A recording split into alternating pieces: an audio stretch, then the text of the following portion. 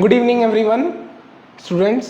आज हम लोग जो है जो CUET का जो कंप्यूटर वाला पेपर है, ऐसे कि एग्जाम्स आप लोग का स्टार्ट हो गया है, लेकिन जो CUET का जो कंप्यूटर का पेपर है उसमें फंडामेंटल्स और जो प्रीवियस ईयर क्वेश्चंस और एब्रीविएशन जो छोटे छोटे फुल फॉर्म्स होते हैं उनके बारे में हम लोग डिस्कस करेंगे।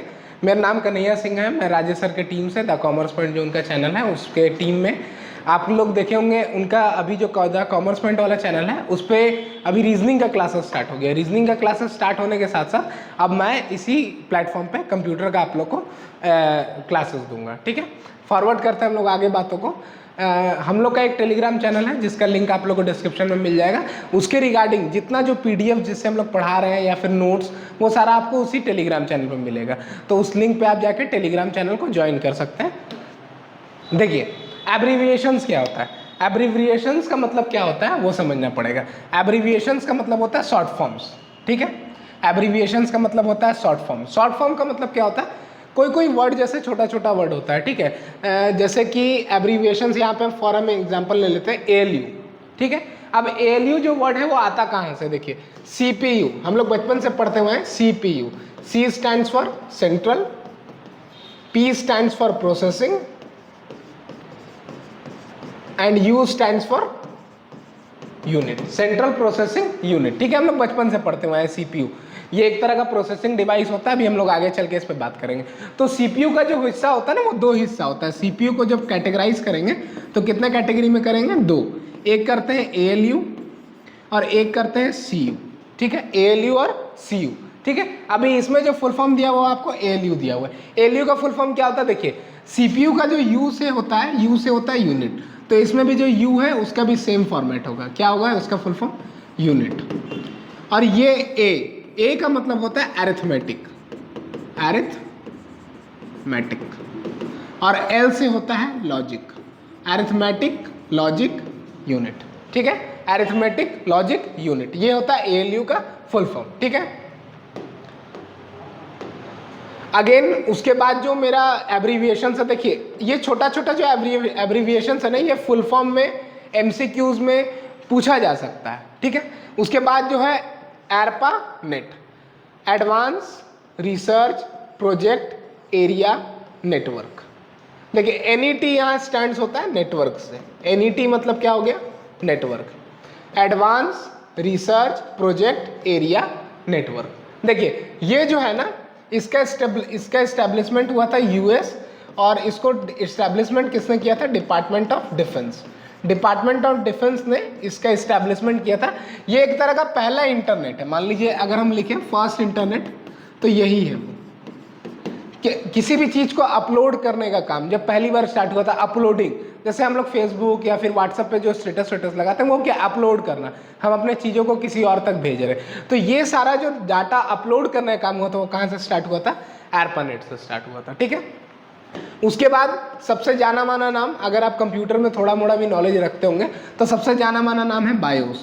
सबसे जाना माना नाम है, अगर आप थोड़ा सा डीप में गए होंगे तो। BIOS का जो फुल फॉर्म होता है बेसिक, I और O होता है input slash output. Basic input और output system, S stands for system.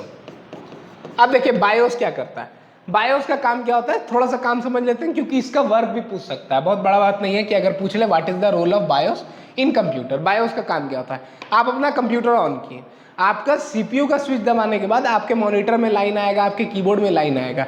ये सारा काम कौन करता है, BIOS करता है। कौन करता है, BIOS। BIOS क्या बताता है, कौन से फंक्शन को कब कहाँ काम करना है। आप इनपुट दीजिएगा कहाँ, आपको आपका इनपुट कहाँ, आपको आउटपुट दिखेगा, उसका प्रोसेसिंग क्या होगा, ये सारा काम कौन करता है, BIOS। कौन करता है, BIOS। ठीक है, बचपन में कभी रास्ते पे आपको गिरे हुए या फिर अगल बगल कहीं से कुछ निकलता होगा, सीडी हम लोग उंगली में लेके घुमाते थे, कृष्णा भगवान बनते थे, याद होगा आपको। तो ये वही CD है जो आप लोग समझ रहे हैं। ठीक है, वो CD में क्या होता था ना, उस CD को धूप में रखिएगा तो वो रिफ्लेक्शन करता था रेनबो कलर का। तो इस CD का जो फुल फॉर्म होता है वो होता है कॉम्पैक्ट डिस्क। कॉम्पैक्ट डिस्क, देखिए कॉम्पैक्ट डिस्क का मतलब क्या होता है, कॉम्पैक्ट डिस्क क्या होता है, वो एक स्टोरेबल मेमोरी है। उसमें हम क्या कर सकते हैं, मेमोरी स्टोर कर सकते हैं। पहले के ज़माने पे जब शादी वादी का एल्बम बनता था तो वो उसी में आता था, सीडी में आता था। उसमें क्या करते थे, हम अपने कैमरे में स्टोर कर लिए और फिर तो सीडी फ्लॉपी सीडी डिस्क आता था। पहले आप लोग देखे होंगे शायद, सीपीयू में बटन दबाते सीडी रीडर निकलता था, उसमें हम लोग सीडी को डालते थे और फिर वो अंदर जाता था। तब हम उसमें या तो डाटा निकालते थे या तो डाटा उसमें इनपुट करते थे, दोनों काम करते थे। तो इस सीडी का फुल फॉर्म क्या हो गया, कॉम्पैक्ट डिस्क, ठीक है। सीएमडी, सीएमडी का फुल फॉर्म होता है कमांड। सीएमडी का फुल फॉर्म क्या होता है, कमांड। कमांड का मतलब क्या होता है, देखिए कमांड जो होता है वो दो तरह का होता है, एक होता है पॉजिटिव कमांड, एक होता है नेगेटिव कमांड। पॉजिटिव कमांड और नेगेटिव कमांड, जिस कमांड से हमको अपने कंप्यूटर से कोई रिस्पांस ना मिले, जिस कमांड से हमको अपने कंप्यूटर से कोई रिस्पांस ना मिले, वो क्या हो जाएगा, नेगेटिव कमांड। देखिए एक इनपुट प्रोसेसिंग आउटपुट का मैं आपको चार्ट बता दूं, IPO। देखिए प्रोसेसिंग में जो डिवाइस होता है ना एक ही होता है, कौन सा, CPU। प्रोसेसिंग में कितना डिवाइस होता है, एक, सिर्फ CPU। जो इस CPU को काम देगा वो कौन सा डिवाइस हो गया, इनपुट डिवाइस। वो कौन सा डिवाइस हो गया, इनपुट डिवाइस। जो CPU को काम देगा वो कौन सा डिवाइस हो गया, इनपुट डिवाइस। CPU उस काम को करने से पहले सोचेगा, क्या हो गया वो, प्रोसेसिंग। क्या हो गया, प्रोसेसिंग। क्या हो गया, प्रोसेसिंग। CPU उस काम को करने से पहले सोचा तो वो क्या हो गया, प्रोसेसिंग। उस काम को करने के बाद वो हमको आउटपुट दिया, क्या दिया, आउटपुट। बचपन में याद होगा हम लोग कैलकुलेटर पे बड़े बड़े नंबर जोड़ते थे, लगातार बहुत सारे बड़े बड़े नंबर जोड़ते थे, तो उसका आंसर कैसे आने लगता था, 2.2E21। अब ये जो E था वो क्या था, एरर था। क्या बोलते थे इसको, एरर, ठीक है। ये क्या है, एक तरह का नेगेटिव आउटपुट है। क्या है, नेगेटिव आउटपुट। क्या इस आउटपुट, ये आउटपुट क्या मेरे लिए परफेक्ट आंसर है, वो मेरे लिए एक परफेक्ट आंसर नहीं है, लेकिन ये क्या है मेरे लिए, एक नेगेटिव आउटपुट है, नेगेटिव आउटपुट है। वैसे ही पॉजिटिव आउटपुट भी होता है। जैसे आप अपने कंप्यूटर में रन कमांड शुरू करिएगा और उसमें लिखिएगा विनवर्ड। क्या लिखिएगा, विनवर्ड, तो क्या खुलेगा, MS वर्ड खुल जाएगा। क्या खुलेगा, MS वर्ड।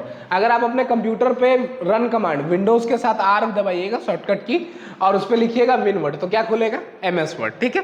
ये क्या है, रन कमांड है। अब हम अपने कंप्यूटर को क्या दिए, इनपुट विनवर्ड का, इनपुट क्या दिए, विनवर्ड का। कंप्यूटर इसको क्या किया, प्रोसेस किया। क्या किया, प्रोसेस। कि ये जो ये कमांड मिला हमको, ये किस तरह कमांड है, पहले पॉजिटिव है कि नेगेटिव, तो वो देखा नहीं ये पॉजिटिव कमांड है। ये किसका कमांड दिया गया हमको, MS वर्ड खोलने का, तो वो आउटपुट में हमको क्या देगा, MS वर्ड ओपन करके दे देगा। MS वर्ड हमको ओपन करके दे देगा। तो ये क्या हुआ मेरा, CMD कमांड, ठीक है। कमांड कितने तरह का, दो, पॉजिटिव, नेगेटिव। ये सबका फुल फॉर्म जो अभी मैं बताया, इसका आप एक स्क्रीनशॉट ले सकते हैं। चलिए उसके बाद आगे बढ़ते हैं। अब छोटा छोटा हम लोग MCQ देखते हैं। देखिए सीधा ऐसा नहीं है कि जब आपको पूछा जाएगा तो एकदम हायर लेवल पूछा जाएगा, पाइथन, जावा, स्क्रिप्टिंग, सीधा ये नहीं पूछा जाएगा। पहले आपको फंडामेंटल्स जरूरत है। सीधा हम अगर घर बनाना चाहें तो दूसरे की जमीन पे नहीं ना घर बनाएंगे, उसके लिए हमको क्या करना पड़ेगा, अपना जमीन लेना पड़ेगा, अपना प्रॉपर्टी लेना पड़ेगा, तब हम अपना काम शुरू करेंगे। तो इसीलिए पहले आपको किसका जरूरत है, फंडामेंटल का जरूरत है। किसका जरूरत है, फंडामेंटल का। देखिए पहला क्वेश्चन जो आपको आप लोग को दिख रहा होगा, एक कंप्यूटर सिस्टम इंक्लूड्स।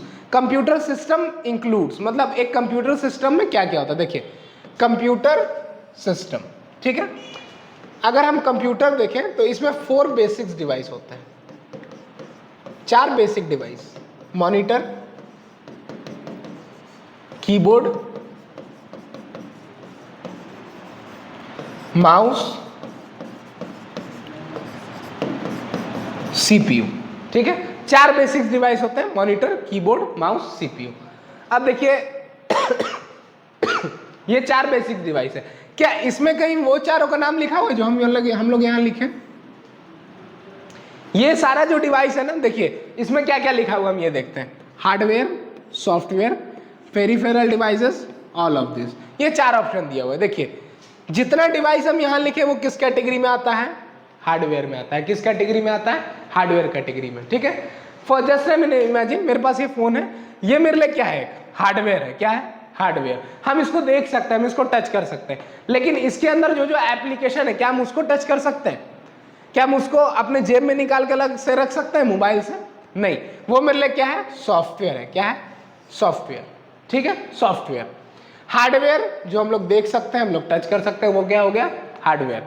सॉफ्टवेयर जो इस हार्डवेयर के अंदर है, जो इस हार्डवेयर के अंदर है, हम सिर्फ मोबाइल खरीद ले उसको ऑन ना करें, क्या वो मेरे किसी काम का है, सिम ना लगाएं, किसी काम का है नहीं, जो उसमें टेलीकॉम सर्विस हम यूज कर रहे हैं, जो भी उसमें यूज कर रहे हैं, वो क्या हो गया, मेरा सॉफ्टवेयर के कैटेगरी में आ गया, ठीक। फेरिफेरल डिवाइसेस क्या होते हैं, देखिए फेरिफेरल डिवाइसेस जो मेरा काम आसानी से करें, जो मेरा काम मेरे कंप्यूटर सिस्टम में मदद करे हमको आसानी से करने में। जैसे फॉर एन एग्जांपल हम यहाँ ले लेते हैं प्रिंटर। अब एक बात बताइए, आप जाएं किसी साइबर वाइबर में अपना कोई एडमिट कार्ड या फोटो निकलवाने और वहां प्रिंटर ही ना हो, तो क्या आप वहां रुकिएगा? वो बोलेगा नहीं नहीं भैया रुकिए, हम बगल वाली दुकान से जेरोक्स करवा के ला रहे हैं। क्या आप रुकिएगा? आप वहां डायरेक्ट नहीं जा सकते हैं, डायरेक्टली आप भी वहां जा सकते हैं, लेकिन क्या बिना फेरिफेरल डिवाइसेस के काम हो रहा है इजली? नहीं। अगर आपके घर पे प्रिंटर है और अगर आपको रेगुलरली उसका यूज है, तो आप एक क्या करिएगा, हमेशा बाहर से नहीं ना खरीदिएगा, आप एक अपने पास खरीद लीजिएगा, उसका कॉस्ट आपको उससे कम पड़ेगा। तो ये क्या हो गया, फेरिफेरल डिवाइसेस। मतलब एक कंप्यूटर सिस्टम में किस किस चीज का जरूरत पड़ता है, देखिए कंप्यूटर सिस्टम में किस किस चीज का जरूरत पड़ता है। हार्डवेयर रहता है, जो हम लोग 4 बेसिक डिवाइस देखें। सॉफ्टवेयर, हमारा जो सीपीयू रहता है उसी के अंदर क्या रहता है, सॉफ्टवेयर रहता है।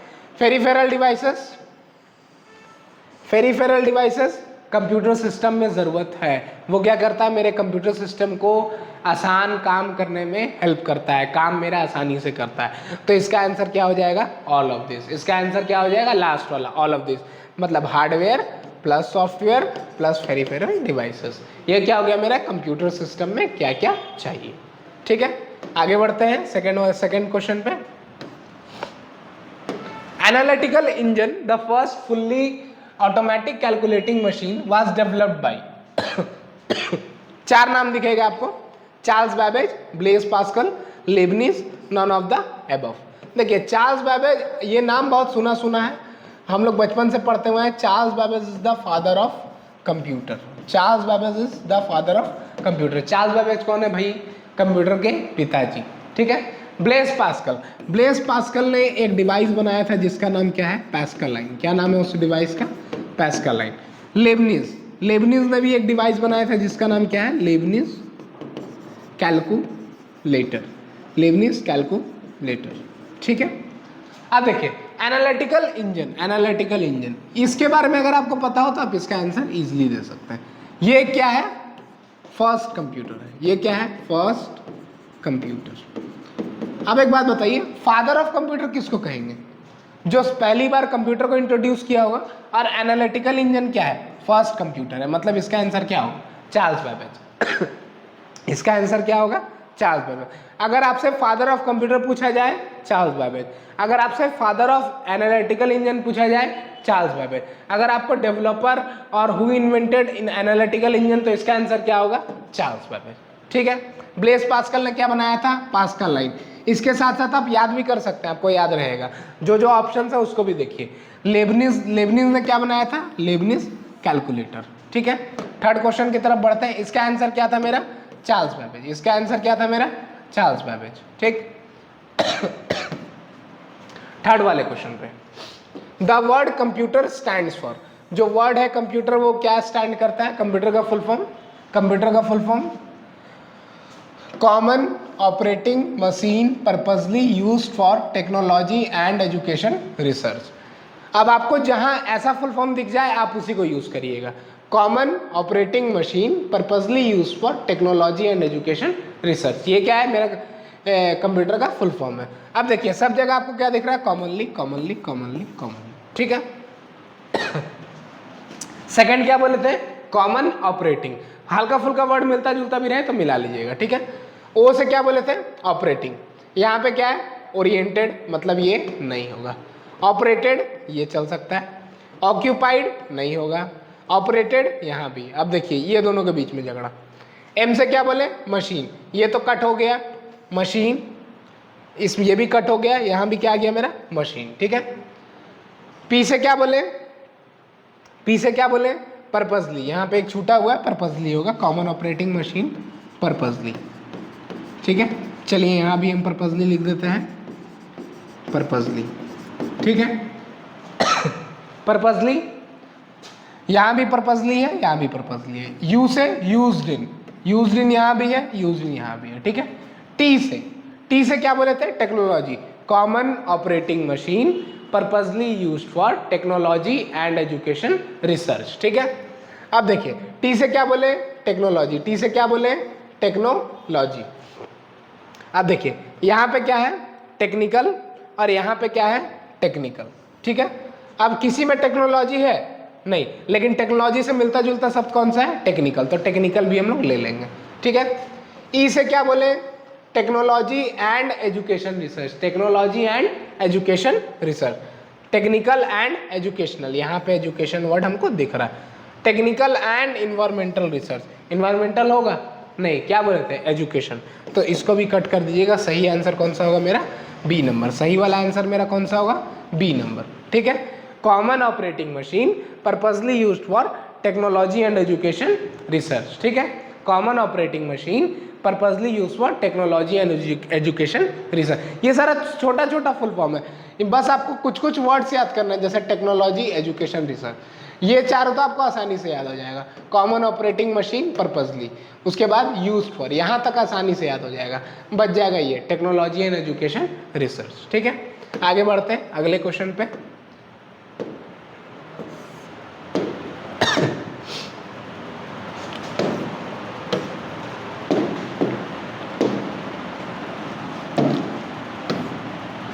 अगला question, the first electronic machine, tabulating machine invented by, जो पहला टैबुलेटिंग मशीन था वो कौन बनाए थे?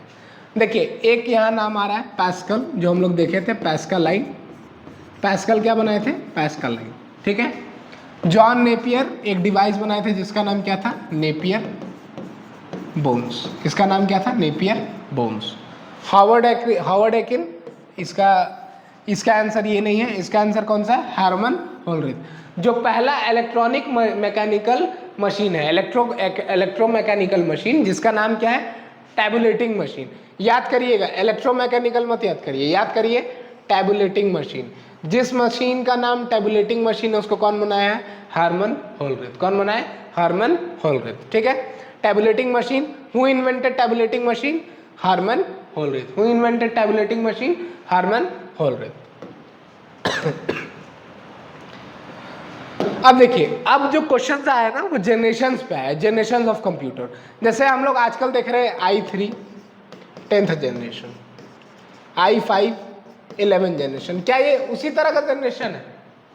नहीं, वो उस तरह का जनरेशन नहीं है। ये किसका जनरेशन है?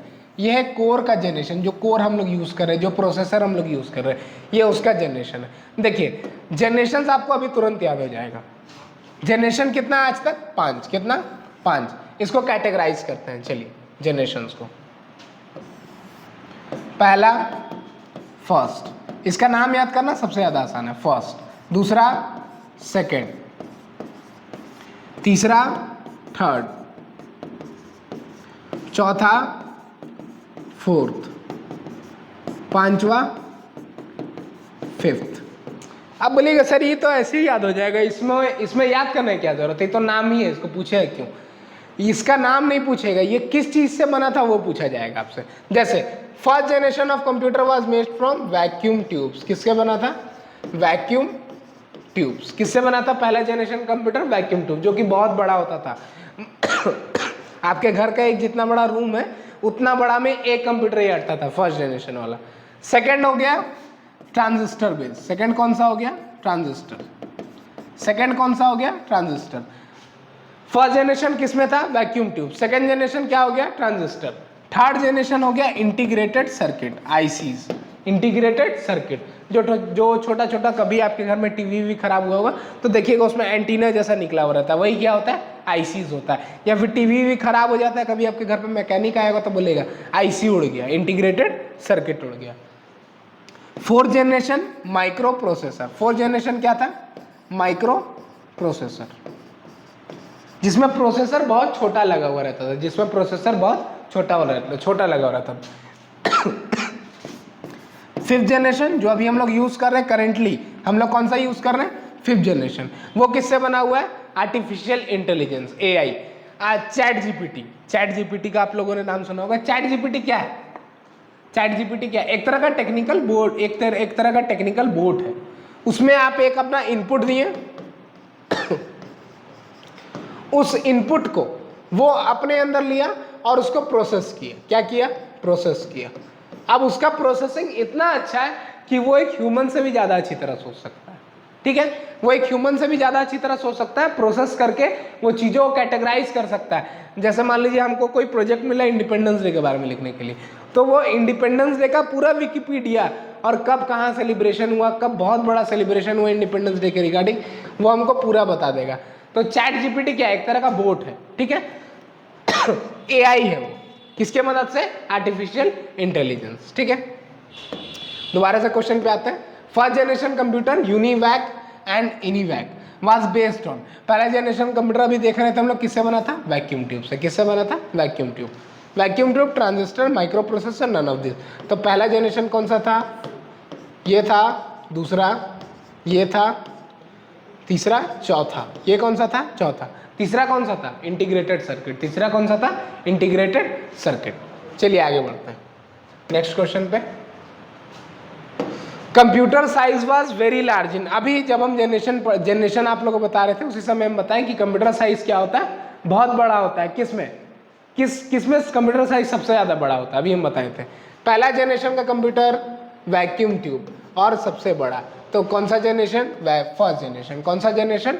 First generation. सबसे बड़ा किसमें था? Vacuum tube. और वो कौन सा जनरेशन ऑफ कंप्यूटर था? फर्स्ट जनरेशन ऑफ कंप्यूटर था। ठीक है,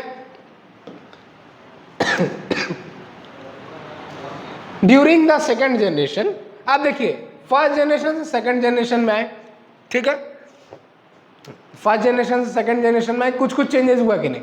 आप लोग अभी 10th दिए, 10th के बाद एकदम आप लोग आ रहे हैं अब 11th में, 12th में। जितना आपका पुराना दोस्त यार, सेटिंग, फलना ढिमकाना कुछ भी था, अब वो सारा चीज चेंज होगा कि नहीं? अब वो सारा चीज धीरे धीरे क्या होगा? चेंज होगा। वैसे ही तो चेंज होगा, अब आपका सर्कल धीरे धीरे ना छोटा होता जाएगा। 10th में आपके जितने दोस्त थे अब उतने दोस्त नहीं रहेंगे, अब धीरे धीरे 11th में कम होते जाएंगे। फिर जब आप 12th तक सेम रहेंगे, 12th जैसे ही आप पास करिएगा और छोटा सा सर्कल होता जाएगा। फिर आप लोग जब ग्रेजुएशन पास करिएगा और छोटा सर्कल होता जाएगा। वैसे ही जैसे ही हम लोग जनरेशन्स में बढ़ते जाते हैं, फर्स्ट से सेकंड में मूव करेंगे, सेकंड से थर्ड में मूव करेंगे, थर्ड से फोर्थ में मूव करेंगे। जैसे जैसे हम लोग आगे बढ़ते जाते हैं उसमें जो कंप्यूटर है वो क्या होते जाता है? छोटा होते जाता है। जो साइज है हम लोग चेंज कब करेंगे? हम लोग चेंज कब करेंगे? जब हमको उसका बेनिफिट दिख रहा हो ना। जो जनरेशन हम यूज कर रहे हैं वो मेरे लिए प्रॉपर है, उसमें हमको बेनिफिट का जरूरत नहीं है, उसमें और एक्स्ट्रा चेंज ही नहीं हो सकता है।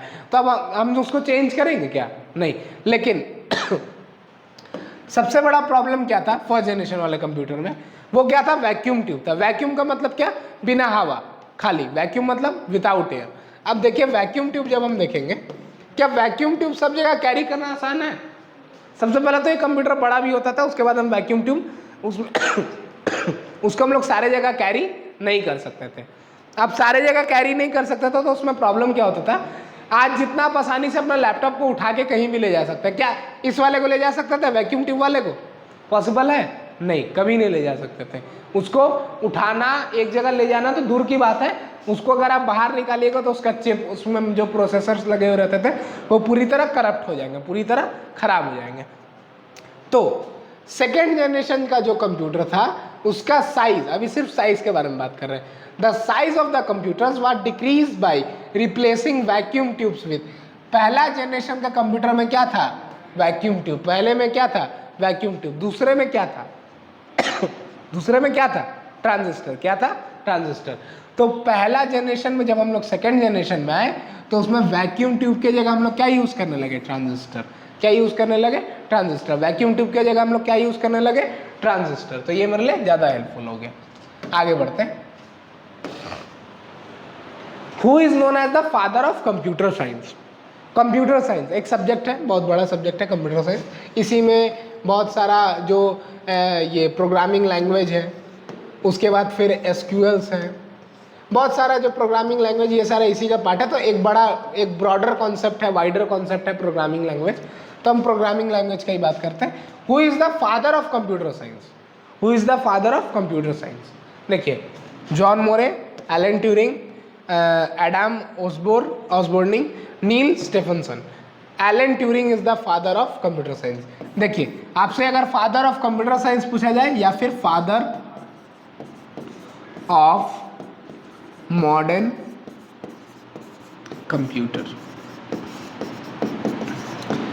अगर आपसे फादर ऑफ कंप्यूटर साइंस पूछा जाए और अगर आपसे फादर ऑफ मॉडर्न कंप्यूटर पूछा जाए तो दोनों में आप क्या करिएगा? Alan Turing. दोनों में क्या करिएगा? Alan Turing. ठीक है, दोनों में क्या करिएगा? Alan Turing. ठीक है, who is known as the father of computer science और who is known as the father of modern computer? Alan Turing. ठीक, चलिए आगे बढ़ते हैं। यही लास्ट स्लाइड होगा। यही लास्ट स्लाइड है। देखिए आज के क्लासेस में हम लोगों ने क्या क्या सीखा, एक बार उसको रिवाइज करते हैं, देखते हैं क्या क्या हम लोगों ने सीखा। आज के क्लासेस में हम लोग फंडामेंटल्स सीखे, फंडामेंटल्स। उसके बाद IPO, input processing output device. उसके बाद हम लोग देखे generations of computer, GOC, generations of computer. उसके बाद हम लोगों ने क्या देखा? Father of computer science. ये थोड़ा सा ब्रॉडर कॉन्सेप्ट है लेकिन हम लोग एक उसमें से देखा, तो उसको भी आप रिवाइज कर सकते हैं, FOCS, father of computer science. इतना सारी चीज़ें हम लोगों ने सीखा। एक बार हम लोग दोबारा से ये सारे को, आप लोग के पास सारा PDF है, वो सारा PDF में डाल दूंगा, वो सारा PDF आप वहाँ से टेलीग्राम चैनल से हम लोग का ये कर सकते हैं।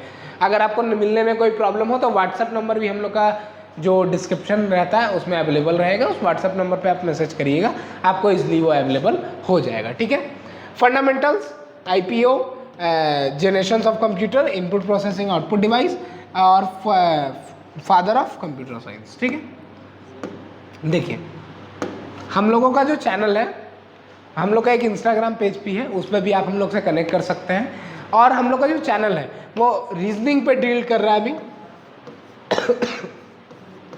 अभी हाल फिलहाल में बहुत बेस्ट फैकल्टी हैं, लगभग उनको पढ़ाने का बहुत लंबा दिन का 9-10 साल का एक्सपीरियंस है। रीजनिंग अभी हम लोग के वही सफ़ीक सर जो हैं वही पढ़ा रहे हैं, तो उनसे पढ़ने में आप लोग को मज़ा भी आएगा। और हाँ, कंप्यूटर में आप लोग को सोचने की ज़रूरत नहीं है। जो हम लोग का अगला टॉपिक होगा, अगला टॉपिक जो होगा वो होगा टाइप्स ऑफ कंप्यूटर। क्या होगा?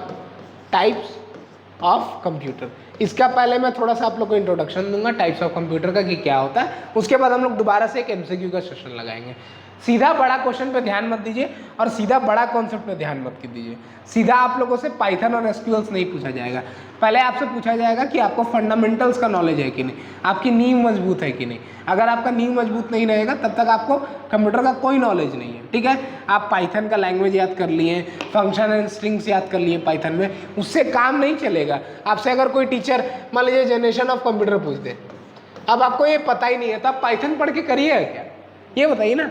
जब आपको हिस्ट्री नॉलेज नहीं है, आपको इनपुट प्रोसेसिंग और आउटपुट डिवाइस का कॉन्सेप्ट ही नहीं पता है कि इनपुट डिवाइस कौन सा होता है, प्रोसेसिंग कौन सा होता है, आउटपुट कौन सा होता है, जब तक आपको ये कॉन्सेप्ट ही नहीं पता है तब तक आप सीधा ब्रॉडर और वाइडर कॉन्सेप्ट में कूदना, इसको बेवकूफ़ी कहेंगे।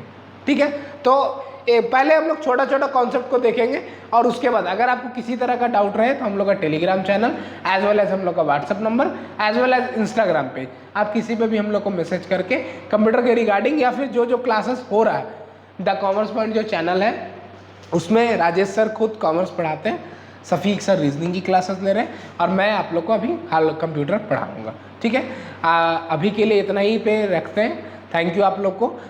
एनी फर्दर क्लासेस आप लोग को नोटिस में मिल जाएगा और अगला टॉपिक हम लोग का टाइप्स ऑफ कंप्यूटर रहेगा। थोड़ा सा पढ़ के ओवरव्यू करके रखिएगा तो आप लोग को थोड़ा सा आसान रहेगा। टाइप्स ऑफ कंप्यूटर का ब्रॉडली 3-4 क्लासिफिकेशन होता है, तो वो अगले क्लास में हम लोग देखेंगे। अभी के लिए इतना ही, चलिए थैंक यू।